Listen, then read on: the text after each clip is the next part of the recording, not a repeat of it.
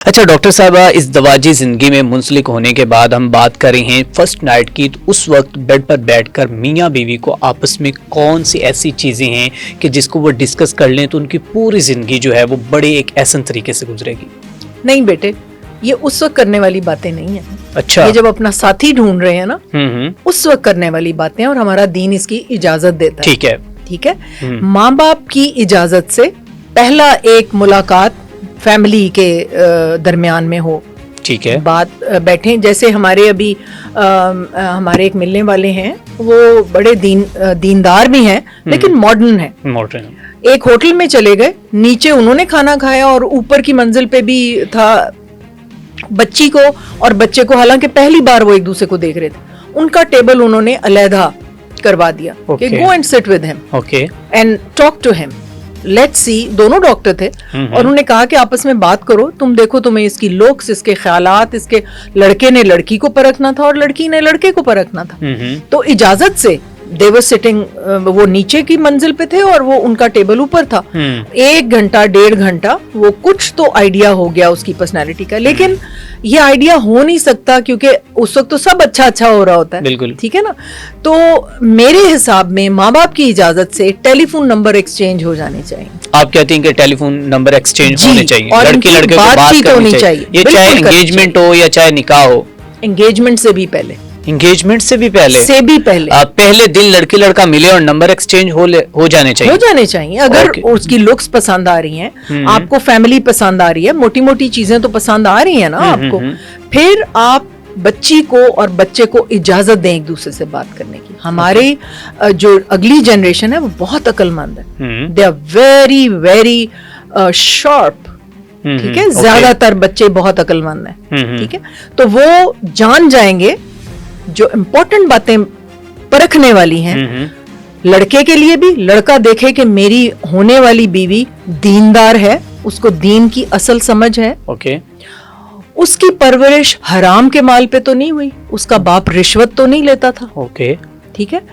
وہ خود کن خیالات کی مالک ہے، میری جو اگلی پود ہے کیا وہ دیندار بچے میرے گھر میں پیدائش ہوں گے؟ کیا یہ مجھے فورس کرے گی رشوت کے پیسے کے لیے، یا مجھے روکے گی کہ میں تمہاری حلال کی کمائی میں گزارا کروں گی؟ تم نے ایک پیسہ بھی اگر حرام کا لایا تو میں تمہیں معاف نہیں کروں گی. تو یہ خیالات ہے. پھر سب سے پہلی بات یہ ہے. دوسری بات کہ تمہارا خیال کیسے رکھے گا، مزاج کا کیسا ہے.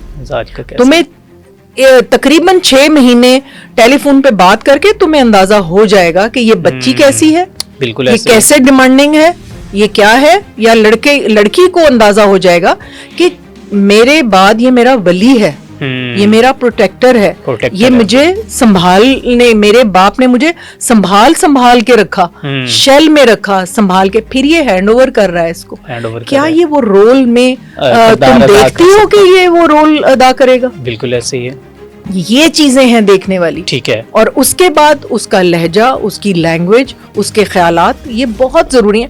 وہ نکل ہی آتے ہیں، وہ کتنا بھی پوز کرے نا تو کچھ نہ کچھ اٹر کر دیتے ہیں لڑکے، کہ سمجھ آ جاتی ہے کہ یہ کسی کی، اس کی گرل فرینڈز بھی ہیں، یہ شراب بھی پیتا ہے، یہ زنا بھی کرتا ہے، یہ فلاں کرتا ہے، کچھ نہ کچھ اندازہ ضرور ہو جاتا ہے. بڑی ہیبٹس جو ہیں وہ کھل کر سامنے آ جاتی ہیں. بالکل. اور اس کے آس پاس کے لوگوں سے ضرور پتہ کریں اور ٹائم لیں. ٹائم.